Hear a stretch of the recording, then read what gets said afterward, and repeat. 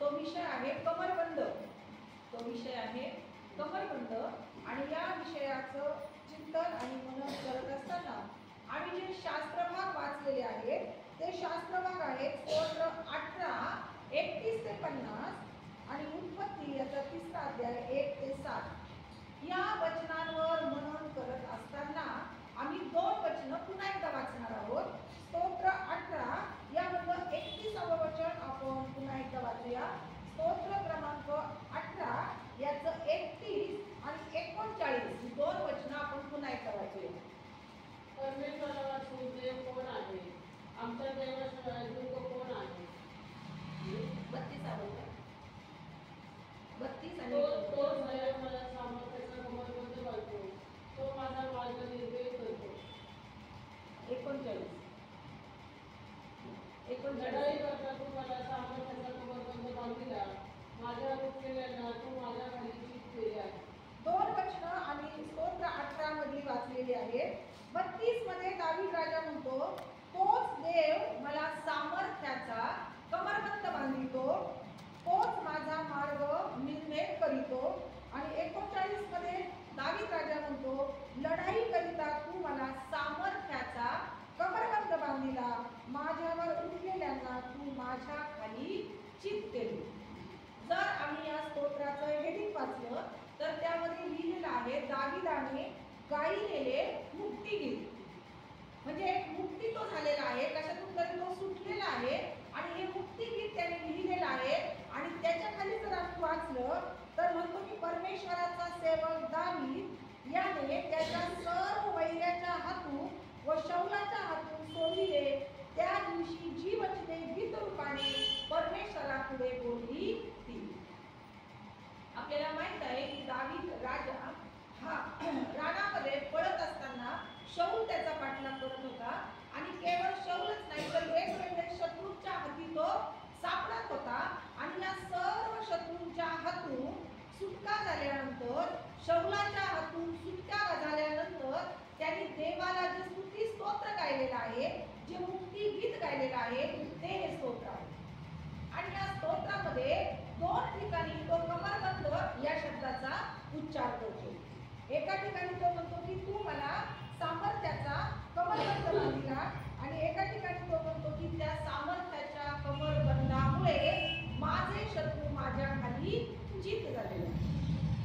आता या कमरबंदाचा विचार करत असताना आम्ही पाहतो की कमरबंद ज्याला आपण पट्टा देखील म्हणतो. स्त्रिया कमरबंदाचा उपयोग अलंकार म्हणून करतात. वेगवेगळ्या मोत्यांनी, खड्यांनी, धातूंनी, सोन्याने, चांदीने मडवलेले कमरबंद बाजारामध्ये उपलब्ध आहेत. आणि या कमरबंदांचा उपयोग स्त्रियांकरिता एक अलंकार म्हणून केला जातो. जर आम्ही पुरुष वर्गांकडे किंवा महाविद्यालयीन विद्यार्थ्यांकडे पाहिलं तर या कमरबंदाचा उपयोग ते पट्टा म्हणून आपले वस्त्र आवळून बांधण्यासाठी देखील करतात.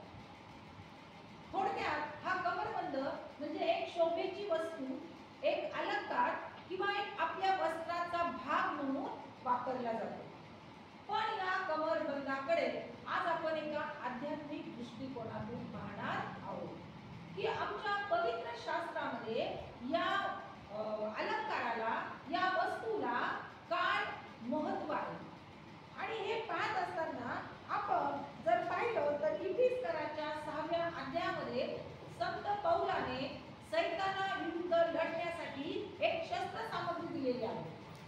आणि त्या शस्त्र सामग्रीमध्ये तो सांगतो की कमर सत्याने कसा, नीतिमत्वाचे उरस्तान, शांतीच्या सुवार्तेने लाभलेली सिद्धता पायी चढवा, विश्वासाची ढाल घ्या, तारणाचे शिरस्त्राण घ्या आणि आत्म्याची म्हणजे वचनाची तलवार. आम्ही यापूर्वी शांतीच्या पादुका याच्यावर मनन केले आहे. वचनाची तलवार ही देखील आम्ही यापूर्वी अभ्यास केला आहे. या शस्त्र सामग्रीमध्ये संत पौल जी सुरुवात करतो त्या सुरुवातीला तो म्हणतो की पहिले तुमची कंबर सत्याने कसा. प्रियांनो, कंबर या शरीराच्या अवयवाकडे पाहिलं तर तिच्यामध्ये आमची शक्ती सामावलेली असते. होय, कमरबंदाने, कारण कंबर ही शक्ती शरीराची शक्ती ठरवत असते. आणि ज्या काळामध्ये संत पौलने लिहित आहे त्या काळामध्ये आपण पाहतो की यहुदी लोकांमध्ये पद्धत होती की त्यांची वस्त्र जी असायची ती झग्याच्या स्वरूपात असायची किंवा सैनिकांचे देखील कपडे असायचे ते असे ढबळ स्वरूपात असायचे. आणि मग अशा वेळेस त्यांच्याकडे एक कमरबंद असायचा आणि तो प्रत्येकाकडे असणं अनिवार्य असायचं. त्या कमरबंदाने ते काय करायचे तर आपली कंबर बांधायची. त्या कमरबंदाने ती आपली कंबर बांधायचे. म्हणजे ज्यावेळेस आम्ही युद्धाला जात आहोत, ज्यावेळेस आम्ही शत्रूला सामोरं जात आहोत, तत्पूर्वी प्रत्येक सैनिकाने आपली कंबर त्या कंबर पट्ट्याने बांधायची. म्हणजे आता तो युद्धासाठी सिद्ध झाला, आता तो युद्धासाठी तयार झाला, त्याचे हात मोकळे झाले. आता त्याला त्याच्या त्या ढगळ वस्त्रांचा कोणतीही अडथळा होणार नाही. आणि एक प्रकारे ज्यावेळेस तो कमरबंद बांधायचा त्यावेळेस असं समजलं जायचं की तो आता युद्धासाठी सुसज्ज आहे. संत पौल म्हणतो की आमचे झगडणे रक्त मांसाबरोबर नाही, तर आकाशातली दुरात्म्यांबरोबर आहे, सैतानी शक्तींबरोबर आहे. आणि हे युद्ध आमच्या जीवनामध्ये आम्ही रोज करत असतो. आणि हे युद्ध करत असताना संत पौल म्हणतो की तुम्हाला प्रत्येकाला आपली कंबर कसायची आहे आणि बांधायची आहे. आणि ती बांधण्यासाठी जो कमरबंद तुम्हाला घ्यायचा आहे तो सत्याचा. एक पुस्तक वाचत असताना मला एक गोष्ट वाचायला मिळाली. देवाचे सेवक डेव्हिड वॉटसन यांनी त्यांच्या जीवनातला एक अनुभव लिहिलेला आहे. हे जे डेव्हिड वॉटसन आहेत ते आपल्या लिखाणामध्ये लिहितात की ज्यावेळेस ते ब्रिटिश सैन्यामध्ये भरती झाले होते त्या सैन्यामध्ये एकदा काय झालं तर रेजिमेंटल सार्जंट मेजर हे त्या मैदानावर येऊन सगळ्या सैनिकांच्या तुकड्यांचं निरीक्षण करत होते. आणि या सैनिकांच्या तुकड्यांचं निरीक्षण करत असताना त्यांनी पाहिलं की मागील रांगेमध्ये एक जोन्स नावाचा सैनिक आहे तो उभा होता. आणि मैदानावर ते टेहाळणी करत असताना ते त्या जोन्स नावाच्या सैनिकावर खेकसले आणि जोरात ओरडून म्हणाले की अरे जोन्स, तू आज मैदानावर नग्न आला आहेस. आणि त्यांनी हे उच्चारतात सैनिकाच्या पूर्ण तुकडीने मागे वळून त्या जोन्सकडे पाहिलेलं. आणि त्यांना पाहायला मिळालं की त्याने सर्व पोशाख, जो सैनिकी पोशाख त्यांना घालणं अनिवार्य आहे, तो घातलेला होता. पण केवळ त्याने कमरबंद बांधलेला.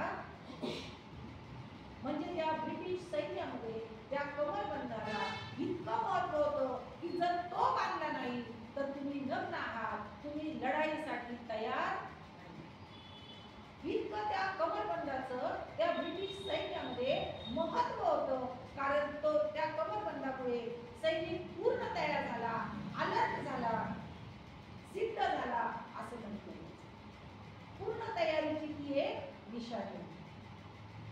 संत पौल आम्हाला म्हणतो की तुमच्या जीवनामध्ये वेगवेगळ्या युद्धांवर जाण्यासाठी जर तुम्हाला सिद्ध व्हायचं आहे तर तुम्हाला सुरुवात करायची आहे ती आपली कंबर सत्याने कसायची. कंबर सत्याने कसा हे वचन आमचं पाठ आहे. पण सत्याने कसा म्हणजे कशाने बांधायची, कशाने ती कंबर बांधायची आहे हे आम्ही आज वचनातून पाहणार आहोत. आणि त्यासाठी आपण वचन वाचूया. योहान शुभवर्तमान याचा 14वा अध्याय आणि त्याच्या 6व्या वचनामध्ये सत्य काय आहे की जे आम्हाला घ्यायचं आहे आपण ते वाचूया. योहान शुभवर्तमान याचा 14वा अध्याय आणि त्याचं 6वं वचन. येशूने त्याला म्हटले, मार्ग, सत्य व जीवन मीच आहे. माझ्याद्वारे आले वाचून तिच्याकडे कोणी येत नाही. सत्य काय आहे तर येशू इथे स्पष्टपणे म्हणत आहे, मार्ग, सत्य आणि जीवन मीच. मार्ग, सत्य आणि जीवन मीच, माझ्याशिवाय इतर. सत्य हेच आहे की आमचा येशू देवाचा पुत्र आहे. तो आमच्यासाठी जगात आला, त्याने आमच्यासाठी आम्हाला तारण मिळावं म्हणून त्या वधस्तंभावर दुःख भोगलं, मरण भोगलं, तो मेला, तो पुनरुत्थित झाला, तो स्वर्गात गेला आणि तो पुन्हा आम्हाला घ्यायला येणार.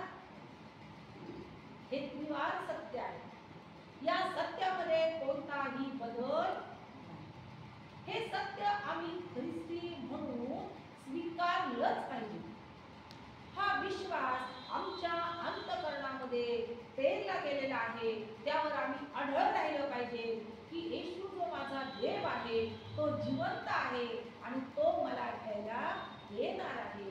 आणि म्हणून माझं दैनंदिन जीवन याचा लेखाजोखा त्याच्याकडे आहे. मला तो आल्यानंतर त्याच्या पुढे उभं राहायचं आहे.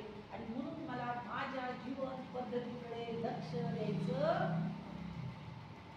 ज्यावेळेस वडील घराबाहेर पडतात त्यावेळेस आई मुलाला एकच तंबी देत असते की संध्याकाळी वडील घरी आल्यानंतर मी तुझं नाव सांगणार. आणि वडील संध्याकाळी येणार आहे हे माहीत असल्यामुळं ते मूल दिवसभर आईच्या आज्ञांचं पालन करेल. कारण त्याला माहित आहे जर मी इकडं तिकडं काही केलं तर संध्याकाळी मला शिक्षा झाल्याशिवाय.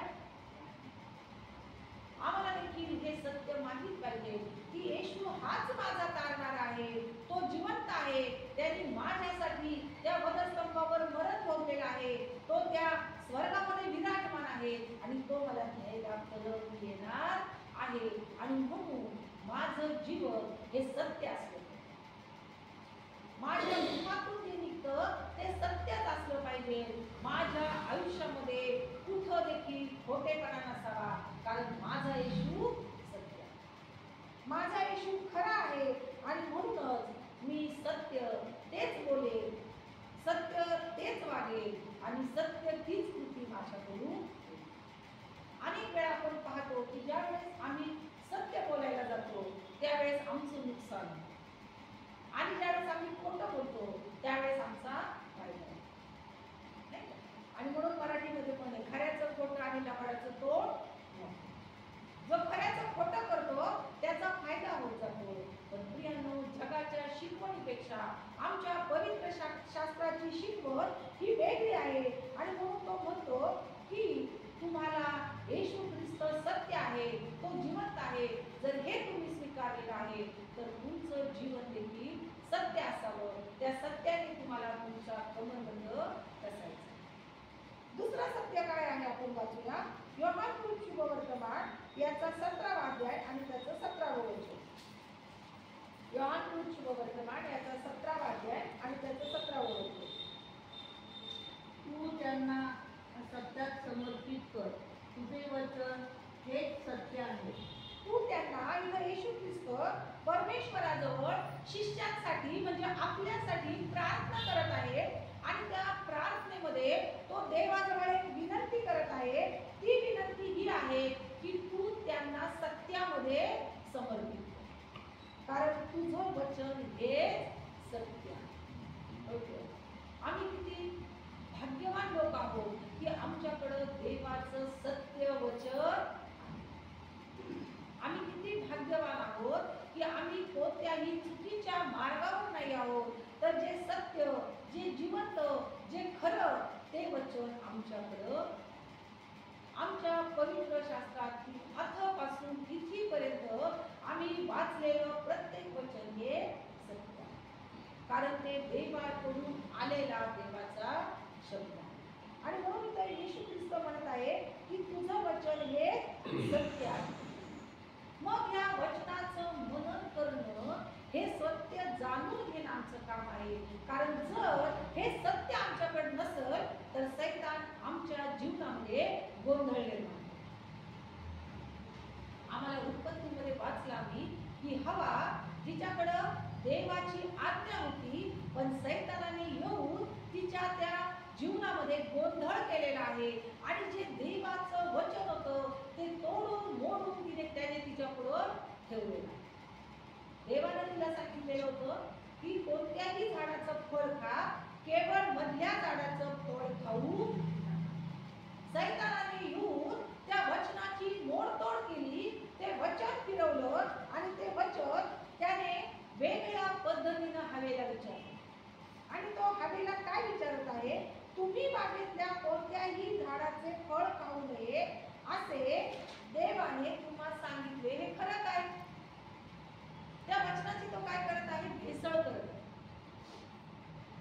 ज्या ज्या वेळेस आम्ही एखाद्या सुवार्तिकाकडून, एखाद्या याजकाकडून, एखाद्या पाळकाकडून, देवाच्या दासाकडून आहे का, ते वचन योग्य आहे का, हे पडताळण्यासाठी देवानं आम्हाला पवित्र शास्त्र दिले. सैतान त्या हवेला म्हणत आहे, तो म्हणत आहे की या बागेतल्या कोणत्याही झाडाचं फळ खाऊ नये असं देवानं तुला सांगितलं काय? आणि मग हवा बोलली, त्याला उत्तर देऊन टाकली, नाही, आम्हाला त्या मधल्या झाडाचं फळ खाऊ नये असं. जर आमच्याकडं वचनाचं सत्य नसेल, ज्यावेळेस आमच्या जीवनामध्ये वेगवेगळ्या समस्या असतील त्यावेळेस सैतान आमच्यावर हल्ला करतो आणि वचनाची भेसळ करून आमचं जीवन गोंधळात टाकण्याचा प्रयत्न करतो. कारण सैतानाला काय म्हटलेलं आहे, लबाड आणि लबाडाचा बाप. तो लबाड आहे, तो सत्य नाही. आपण वचन वाचूया, योहान 8 याचा 44 वचन. योहान पुरुषी वर्तमान याचा 8 अध्याय आणि त्याचं 44 वचन.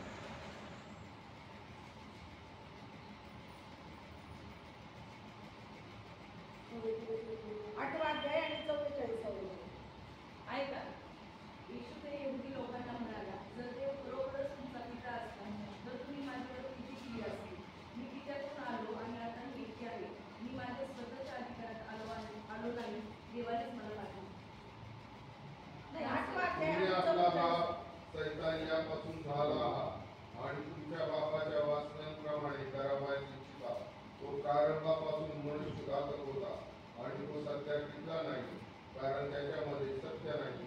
तो खोटे बोलतो तेव्हा तो स्वतःच बोलतो, कारण तो लबाड व लबाडीचा बाप आहे. कारण तो लबाड आणि लबाडांचा बाप आहे. सैतानाला म्हटलेलं आहे की तुम्ही आपला बाप सैतान, जर तुम्ही लबाड वागता, जर तुम्ही लबाड बोलता, तर तुमचा बाप कोण आहे?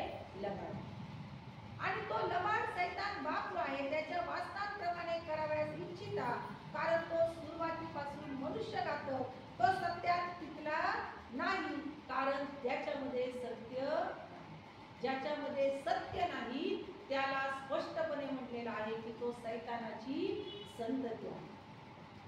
लबाड, सैतान तुमचा बाप आहे, मग तुम्ही लबाड वागता तर तुम्ही सैतानाची संतती आहात. आणि तो खोटे बोलतो, तो स्वतःचे बोलतो, कारण तो लबाड आणि लबाडीचा बाप. यानो देवाचं वचन सांगतं की या पवित्र शास्त्रातील वचनाचा काना मात्र वेलांट देखील ओलांडण्याची, बदलण्याची आम्हाला परवानगी. हे काम सैतानाचं आहे.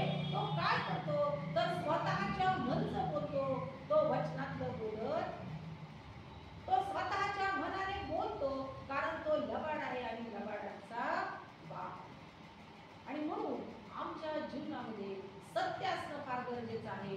आणि म्हणून संत पौल आपल्याला म्हणतो की मत्ते 5:37 मध्ये देवाचं वचन सांगतो, तुमचे बोलणे होय तर होय, नाही तर, आणि परखड बोलणाऱ्यांचा समाजाला राग. पण देवाचं वचन सांगतो होय तर होय, नाही तर नाही. नाही एवढेच असावे, याहून जे आधी ते नसावे. जे खरं आहे ते खरं आहे आणि जे खोटं आहे ते खोटच आहे. यापेक्षा अधिक बोलण्याची आम्हाला परवानगी नाही. जे वचनात आहे तेच आहे. यापेक्षा वेगळं काही शिक्षण देण्याची आणि घेण्याची आम्ही कधीही प्रयत्न करू, कारण देवाचं वचन हे सत्य आहे. त्यात भेसळ आम्ही करू नये आणि सत्य तेच आम्ही स्वीकारू. हा सत्याचा कमरबंद आमच्याकडे असणं गरजेचं. दुसरा कमरबंद आपण पाहूया, जे 32वं वचन स्तोत्र 18 मधलं आपण वाचलेलं आहे. ते वचन आपण पुन्हा एकदा वाचूया. स्तोत्र 18 याचं 32वं वचन. तो माझे पाय हंडीच्या पायासाठी करतो आणि उंच जागावर माझी स्थापना करतो. पुढचं वचन. तो माझ्या हाताने युद्ध करायला शिकवतो, म्हणून माझे दंड तुझे खंडीचे वापरू आहे. तोच मला सामर्थ्याचा कमरबंद बांधेल. दुसरा कमरबंद आहे तो सामर्थ्याचा कमरबंद आहे. पहिला कमरबंद आपण कशाचा पाहिला? सत्याचा.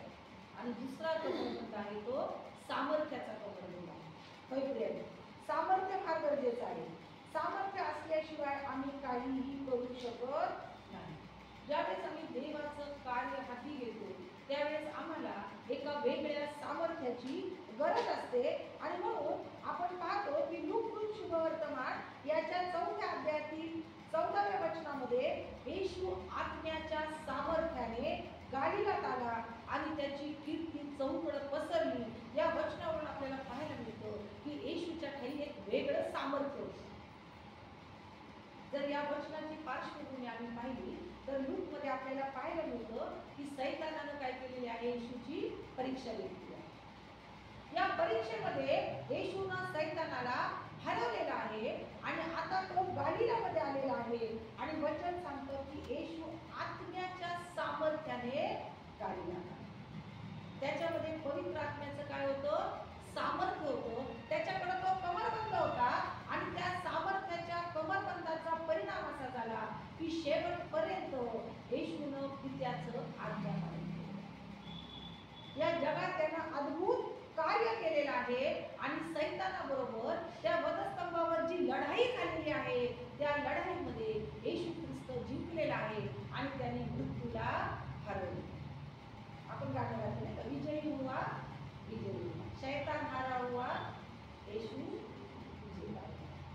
त्या वधस्तंभावर येशूनं सैतानाला काय केलेलं, हरवलेलं आहे. कारण त्याच्याजवळ पवित्र आत्म्याच्या सामर्थ्याचा कमरबंद. आमच्या जीवनामध्ये ज्या लढाया आम्ही करतो त्या लढाईमध्ये जिंकण्यासाठी आमच्याजवळ पवित्र आत्म्याच्या सामर्थ्याचा कमरबंद असणं गरजेचं. आपण खूप वेळेस म्हणतो मी हारले, काय म्हणतो आपण, मी आता तोड मिळवणी करता करता हारले, आता मी निराश झाले, आता मी सगळं माझं मूड गेला, आता मी हताश झाले. त्यावेळेस आम्हाला पवित्र आत्म्याच्या सामर्थ्याची गरज आहे. कारण आमच्या जीवनात असे अनेक प्रसंग येतात की सैतान आम्हाला एका अशा ठिकाणी नेऊन ठेवतो की तिथं आम्ही हारलेले, रडलेले, पडलेले पाहायला सैतानाला आवडेल. त्यावेळेस प्रियांनो आम्ही त्या सामर्थ्याचा कमरबंद देवाकडे मागितला. देवा एक अद्भुत सामर्थ्याचा कमरबंद जो आहे तो आम्हाला देईल. कारण दावीद राजा म्हणतो की त्या सामर्थ्याच्या कमरबंदामुळे काय झालं तर माझे शत्रू माझ्या खाली चित पडले. देवानं ते सामर्थ्य मला दिलं आणि जे बलाढ्य शत्रू माझ्यावर चालून आले त्यांच्यावर मी सरसाई करून चढाई करून जिंकलो. संत पौल आपल्याला एक वचन सांगतो, प्रेषितांची कृत्ये याच्या 1ल्या अध्याय आणि 8व्या वचनामध्ये, संत पौलने आपण प्रेषितांची कृत्ये याचा 1ला अध्याय आणि 8वं वचन आपण वाचूया. प्रेषितांची कृत्ये याचा 1ला अध्याय आणि 8वं वचन. पवित्र आत्मा तुम्हावर येईल तेव्हा तुम्हाला सामर्थ्य प्राप्त होईल आणि यरूशलेमात, सर्व यहुदिया, शमरोनात व पृथ्वीच्या शेवटपर्यंत तुम्ही माझे साक्षी व्हाल. पवित्र आत्मा तुम्हावर येईल आणि तुम्हाला टिंब प्राप्त होईल. काय प्राप्त होईल म्हणजे सामर्थ्य प्राप्त. येशू ख्रिस्ताला माहित आहे आम्ही अशक्त आहोत, आम्ही दुबळे आहोत, देवाचं कार्य पुढे नेण्यासाठी आम्ही असमर्थ आहोत. आमच्याकडे ती पात्रता नाही कारण या जगामध्ये आम्ही कमकुवत पडतो, आमची शक्ती क्षीण आहे, आमच्या शक्तीला मर्यादा आहे. आणि म्हणून ज्या वेळेस शिष्यांना ही मोठी जबाबदारी येशूने दिली की जा आणि संपूर्ण सृष्टीला सुवार्ता सांगा, येशूला माहित होतं की माझे शिष्य घाबरलेले भ्यालेले आहेत, त्यांना एका सामर्थ्याची गरज आहे. आणि म्हणून जे सामर्थ्य येशू ख्रिस्ताकडे होतं, आपण वाचलं की पवित्र आत्म्याचं, तेच आता त्यांना शिष्यांना द्यायचं होतं. आणि म्हणून येशू ख्रिस्तानं स्वर्गात जाण्यापूर्वी शिष्यांना आज्ञा दिली की पवित्र आत्मा तुम्हावर येईल आणि तुम्हाला एक अद्भुत सामर्थ्य प्राप्त होईल आणि मग त्या सामर्थ्याचा कमरबंद मी तुम्हाला बांधल, मग तुम्ही सज्ज व्हाल आणि सज्ज होऊन तुम्ही काय कराल, यरूशलेमे, यहुदिया, शमरोना आणि जगाच्या अंतापर्यंत जाऊन काय कराल, माझे साक्षी. किती अद्भुत सामर्थ्य या कमरबंदामध्ये आहे. तो सामर्थ्याचा कमरबंद म्हणजे पवित्र आत्म्याचा कमरबंद. आज आम्हाला त्या कमरबंदाची गरज आहे कारण आम्ही दुबळे आहोत. आमच्या आयुष्याला जर आम्ही तपासलं तर कोणतं तरी ठिकाण असं आहे की जिथं आम्ही दुबळं पडतो, ज्याला आपण म्हणतो की माझा तो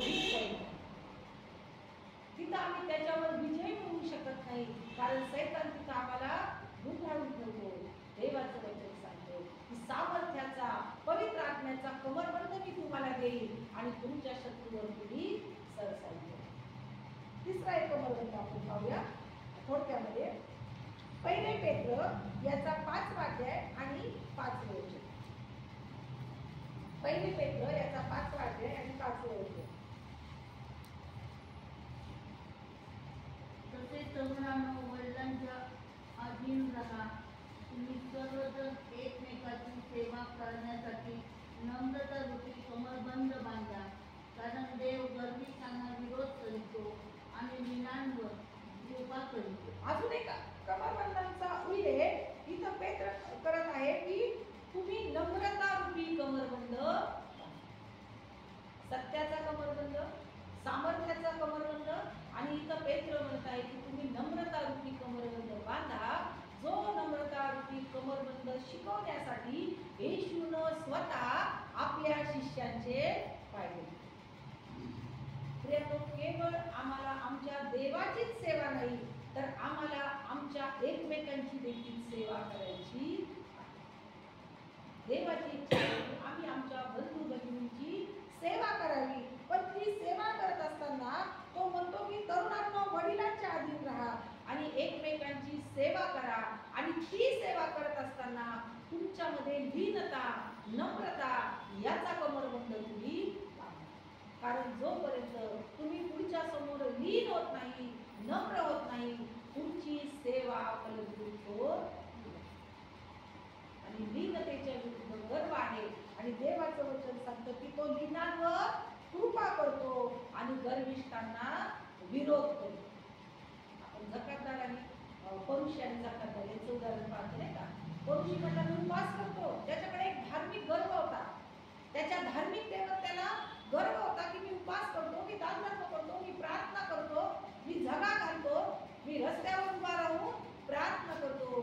आणि झकातदार लीन नम्र होऊन म्हणतो की मी तुझ्याकडे डोळे पाहण्यासाठी देखील मी धजत नाही, कारण मी पापी. आमच्यातील लीनता, दीनता, नम्रता देवाचं वचन सांगतं त्या झकातदारावर देवाची कृपा झाली.